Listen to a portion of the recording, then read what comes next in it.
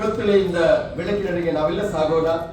ಆ ಮೂಲಕ ಆರ್ಥಿಕ ಜ್ಯೋತಿಯನ್ನ ಸಮಾಜದಲ್ಲಿ ಬೆಳಗಿಸಿರುವಂತ ಮನದ ಪ್ರಾರ್ಥನೆಯ ಮುಖಾಂತರ ಎಸ್ಸಿಡಿಸಿಸ್ ಬ್ಯಾಂಕಿನ ಅಧ್ಯಕ್ಷರಾಗಿರುವಂತಹ ಗೌರವಾನ್ವಿತ ಎಂ.ಎನ್. ರಾಜೇಂದ್ರ ಕುಮಾರ್ ಅವರ ಪ್ರಧಾನ ಭೂಮಿಕೆಯಲ್ಲಿ ಸೇರಿರುವಂತಹ ಎಲ್ಲ ನಿರ್ದೇಶಕರುಗಳ ಗಣ್ಯರ ಸಮ್ಮುಖದಲ್ಲಿ ನವೋದಯದ ಪರಿಕಲ್ಪನೆಯೊಂದಿಗೆ ನವ ಬದುಕನ್ನ ನಾವೆಲ್ಲ ಕಟ್ಟೋಣ ಅನ್ನುವಂತಹ ವಿಶೇಷವಾದಂತಹ ಕಾಳಜಿಯೊಂದಿಗೆ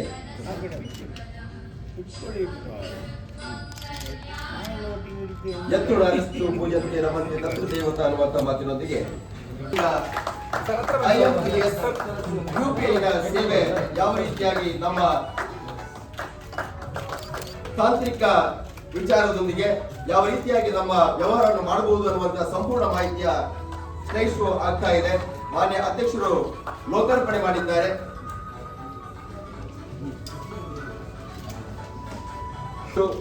ನಿರ್ದೇಶಕರು ಗಣ್ಯರು ಲೋಕಾರ್ಪಣೆ ಮಾಡ್ತಾ ಇದ್ದಾರೆ. ಅದರ ಜೊತೆಯಲ್ಲಿ ಎಸ್ಸಿಡಿಸಿ ಬ್ಯಾಂಕಿನ ಈ ಒಂದು ಡಿಜಿಟಲೀಕರಣದ ವಿನ್ಯಾಸದ ಈಗಾಗಲೇ ಉಲ್ಲೇಖ ಮಾಡಿದಂತೆ 2025ರಲ್ಲಿ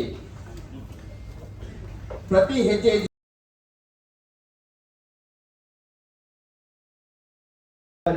ಪ್ರಾಥಮಿಕ ಪ್ರತಿನಿಧಿಗಳು ಎಲ್ಲವನ್ನು ಹೊಸ ಕಟ್ಟಡದಲ್ಲಿ ಇದೆ.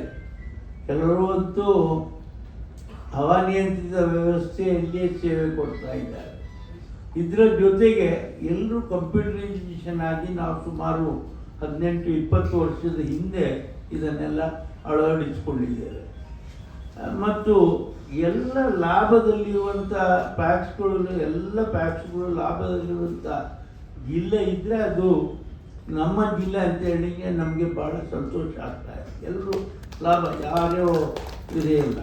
ಹಾಗಾಗಿ ಇವತ್ತು ನಾವು ಈ UPI ಇರ್ಬೋದು, ಗೂಗಲ್ ಪೇ ಇರ್ಬೋದು, ಫೋನ್ಪೇ ಇರ್ಬೋದು, ವಾಟ್ಸಪ್ ಪೇ ಇರ್ಬೋದು, Paytm ಇರ್ಬೋದು, ಯಾವುದೇ ಎಲ್ಲ ವ್ಯವಹಾರಗಳನ್ನು ನಾವು ನಮ್ಮ ಬ್ಯಾಂಕಿಗೆ ಸೀಮಿತಗೊಳಿಸ್ತಾ ಇಲ್ಲ.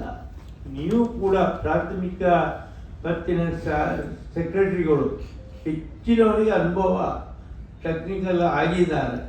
ಅವರಿಗೆ ಬೇಕಾದ ತರಬೇತಿಯನ್ನು ನಾವು ಕೊಟ್ಟು ಇದನ್ನು ಅವರು ಕೂಡ ಉಪಯೋಗ ಮಾಡಬೇಕಂತ ನಾನು ನಿಮ್ಮಲ್ಲಿ ಕೇಳ್ಕೊಳ್ತಾ ಇದ್ದೇನೆ. ಯಾಕೆ ಹೇಳಿದರೆ ಹೋಗುವುದಿಲ್ಲ. ಫೋನ್ ಅಂತೂ ಎಲ್ಲರ ಕಿಸೆಯಲ್ಲಿದೆ. ಫೋನ್ನಲ್ಲೇ ವ್ಯವಹಾರ ಮಾಡಿದರೆ ಅದು ಸುಲಭ ಆಗ್ತದೆ. ನಗದು ತೆಗೆದುಕೊಂಡು ಹೋಗಲಿಕ್ಕೆ ಕಷ್ಟ ಇಲ್ಲ. ಎಲ್ಲಿ ಅಂಗಡಿಯಲ್ಲಿ ಹೋಗಿ ವ್ಯಾಪಾರ ಮಾಡಬಹುದು, ಎಲ್ಲಿ ಟ್ಯಾಕ್ಸಿಯಲ್ಲಿ ಹೋಗಿ ವ್ಯಾಪಾರ ಮಾಡಬಹುದು. ಇದನ್ನು ನಾನು ನಮ್ಮ ಪ್ಯಾಕ್ಸೋರಿಗೆ ಹೇಳ್ತಾ ಇದ್ದೇನೆ. ನಿಮಗೆ ತರಬೇತಿ ಬೇಕಾದರೆ ಅದಕ್ಕೆ ಯಾವ ರೀತಿಯ ತರಬೇತಿಯನ್ನು ಬೇಕಾದರೂ ನಾವು ಕೊಡಲಿಕ್ಕೆ ಬದ್ಧರಿದ್ದೇವೆ. ನೀವು ಕೂಡ ನಮ್ಮ ರೀತಿಯಲ್ಲೇ ಇದನ್ನೆಲ್ಲವನ್ನು ನಮ್ಮ ಜಿಲ್ಲೆಯ ಎಲ್ಲ ಪ್ಯಾಕ್ಸ್ನವರು IMPS ಇರ್ಬೋದು, UPI ಇರ್ಬೋದು, ಫೋನ್ಪೇ ಎಲ್ಲವನ್ನು ಮಾಡಬೇಕಂತ ಕೇಳಿಕೊಂಡು ಇವತ್ತು ತಾವು ಎಲ್ಲ ಬಂದಿದ್ದೀರಿ. ನಾವು ಹೊಸ ತಂತ್ರಜ್ಞಾನವನ್ನು ನಾವು ನಮ್ಮ ಜಿಲ್ಲೆಯಲ್ಲಿ ಅಳವಡಿಸಿಕೊಂಡಿದ್ದೇವೆ.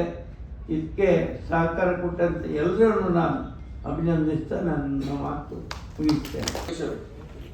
2025ರಲ್ಲಿ ಪತ್ರಿಕಾ ಮಾಧ್ಯಮದ ಬಂಧುಗಳ ಜೊತೆಯಾಗಿ ಈ ಧನ್ಯವಾದಗಳು.